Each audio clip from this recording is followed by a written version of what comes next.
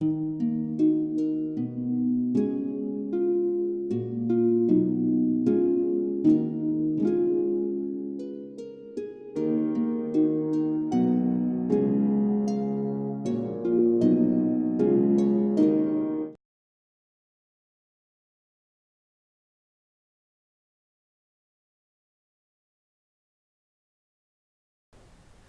everyone, and welcome to episode 28 of Reading Layamon's Brut. Just a quick update before we get started today. First of all, thank you to everyone who has been commenting and subscribing over the last few months.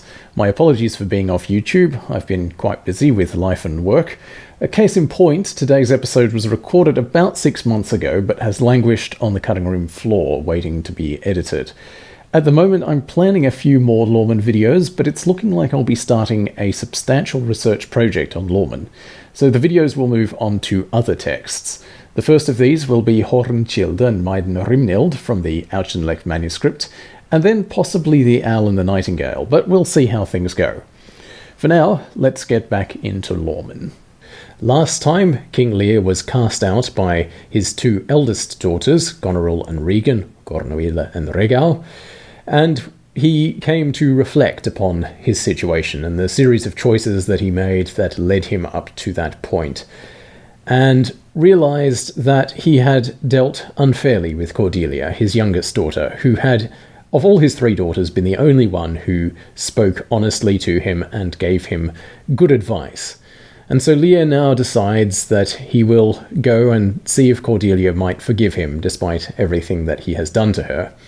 And so he sets out to France. So let's get started then at line 1750. Forth went the king Lear, navede he but ene swine. He accident the quene, that her kummen hira a nieuweste. Tachten hem leder, where was this Londes quene. Lear king wende on anne veld, and reste hine unfolden. And his swine he forth sende. There was Layamon hende, to their queen Cordelia, and side hira well stille. Heil worth thou, fair queen, each thines father swine, and the father is hither gekommen, for all his land is him benomen. Beth ba thine susteren, toward him forsworene. He cometh for nøde, into this leude, and help him nu, for thou nicht, he is the father, als it is recht. The king Lear went forth. He did not have but one swain, but one man or servant. They, Lear and his servant, asked about the queen. We need to understand something like about here. They're not speaking to her, they're asking about her. So that they would come to her. This is not, as it may appear, the superlative of new or near. This is its own word, anierwiste, which sort of means in the region of, so that they might come near to her or around where she was. The people told them where this land's queen was. King Lear went into a field and rested himself on the earth, and his servant he sent forth. His servant, who was a courteous or a good or a skilled Layamon. We've seen this word a number of times before, usually with an H on the front, which has been left off here, so this is like a household man, a good servant. So Lear sent him forth to the queen, Cordelia, and the servant said to her, we'll take this as secretly rather than quietly, so they are discussing this in private. So he spoke to her very secretly. Hail, oh, well be you, so that's a standard greeting, of course. Hail be you, noble queen, fair queen. I am your father's man, your father's servant, and your father has come here. Remember, the present form of the verb to be with a past participle is just another way of forming the past tense. So your father has come here because all his land is or has been taken from him. Both your sisters are or have become forsworn toward or against him. So they've broken their promises to him. He comes because of necessity into this land or into this place, and help him now, because you can, because you are able. He is your father, as it is right. The queen, Cordelia, sat langs with the stille. Hier I ward røde on hire benche, swilchit were of winesentje, and the swine sat at hire fet. Soon thereafter he must the bet.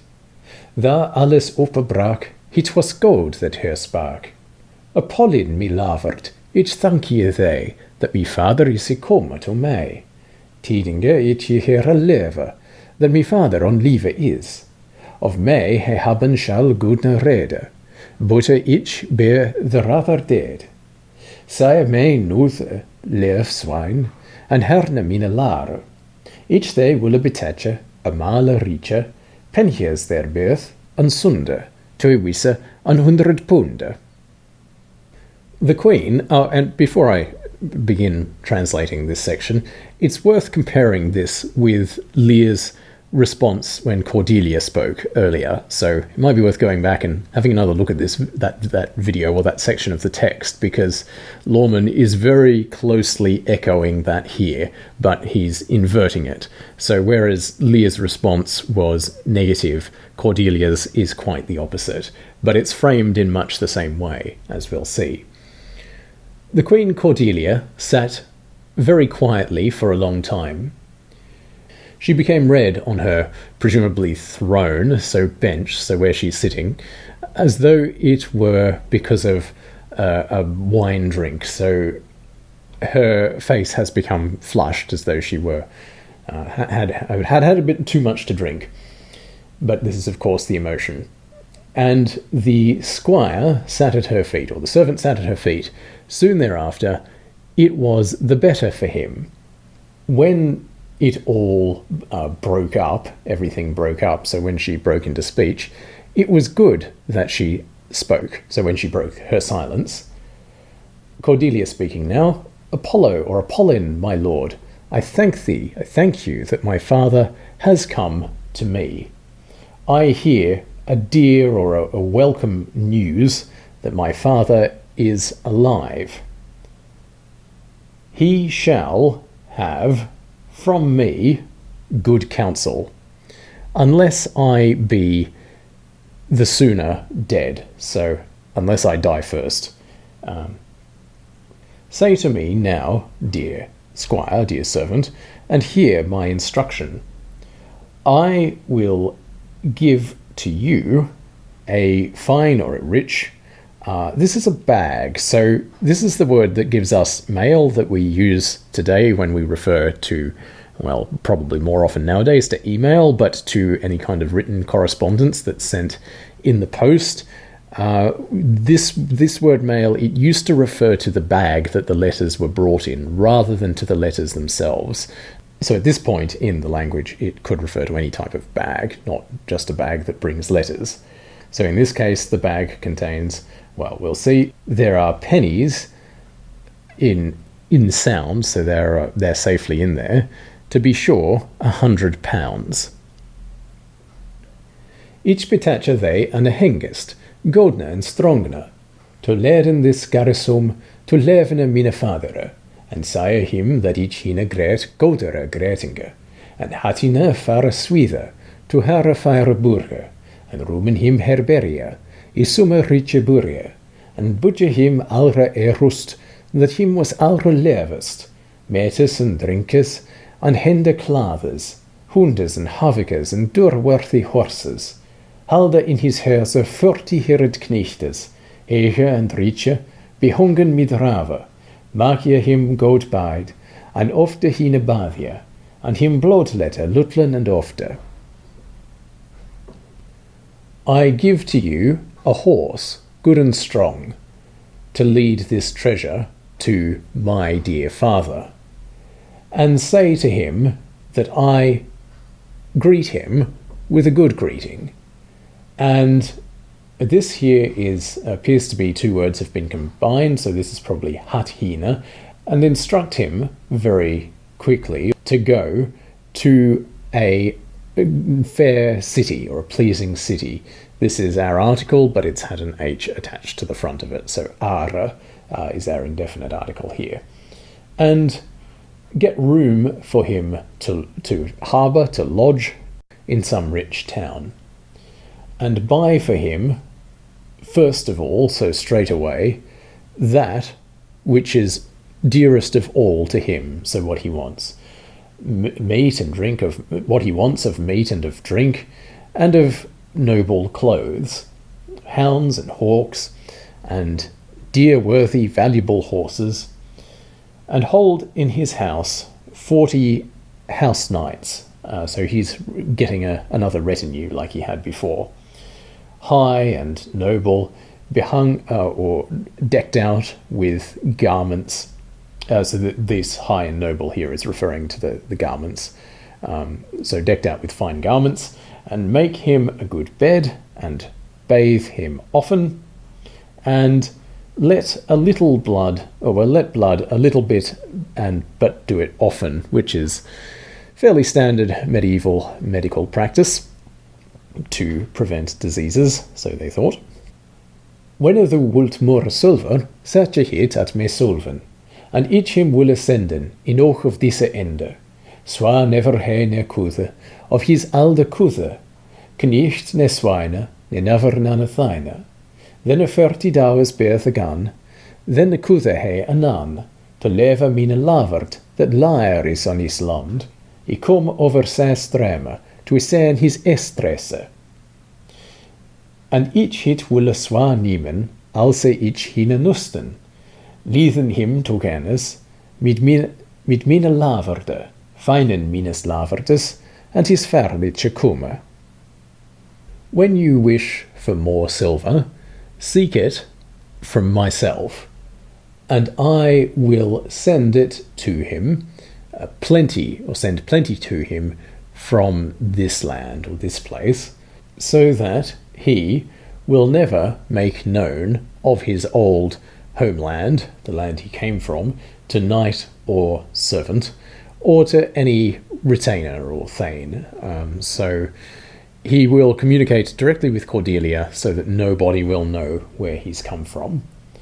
When 40 days are gone, so have passed, then let him make known at once to my dear lord or my husband that he, Lear, is in his, Cordelia's husband's land, that he has come over the sea streams to see his, Cordelia's husband, Aganapus's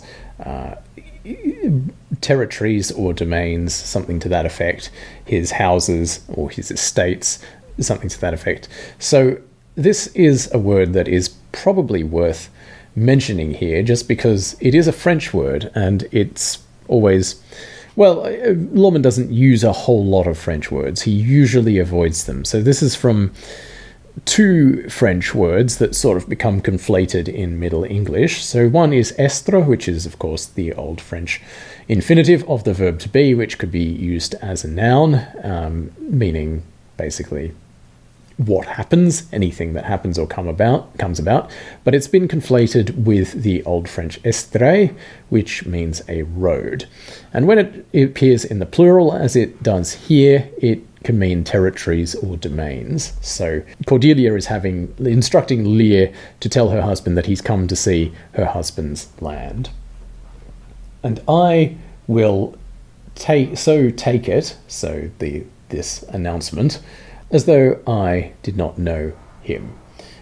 So she's going to pretend that she's surprised that Lear has arrived. And she's saying, I will go towards him with my lord, or husband, and will rejoice of my lord's and his wonderful or unexpected, surprising arrival. So she'll be really happy when they meet, and she's going to pretend that it is a surprise.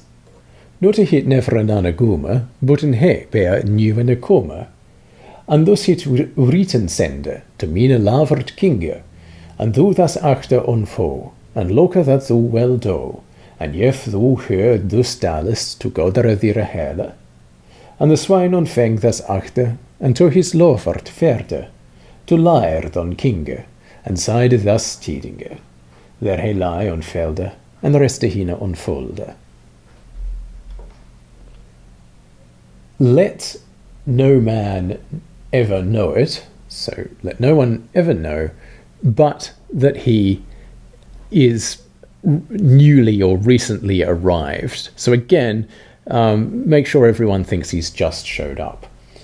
And thus send it in writs, in letters, to my lord the king. And you, addressing the squire here, or the swain, and you receive these possessions, so the bag of coins, the bag of pennies, and see that you do well. And if you thus divide them, the pennies, or share the pennies, and we'd understand here something like, it shall be for your good well-being, or your good advantage. And the squire received these possessions, and went to his lord, to Lear the king, and said these tidings, and told him the news. Where he, Lear, lay on the field, and rested himself on the earth. Sonnewerth the alde king woon lichiatheled, and thus were decide mid sothre stevne. After uvela cometh god, well is him they hit habba mood. Hur verten to haar eigene burg, as de queen hechte, and al her iduten after hire lare. Soon the old king became joyously honoured, or restored. And this word he said with a true voice: after evil, good comes. Well is it for him who may have it, so the good that comes after the evil. They went to a noble town as the queen commanded, and they did all according to her instructions. All right, and we will leave it there for today. As ever, thank you very much for watching. If you have any questions, comments, suggestions, or corrections, please don't hesitate to get in touch. You can do that either by way of the comment section below, or on the Facebook page that I've created for the video series, which you will find linked in the video description. All the best, and I'll see you next time.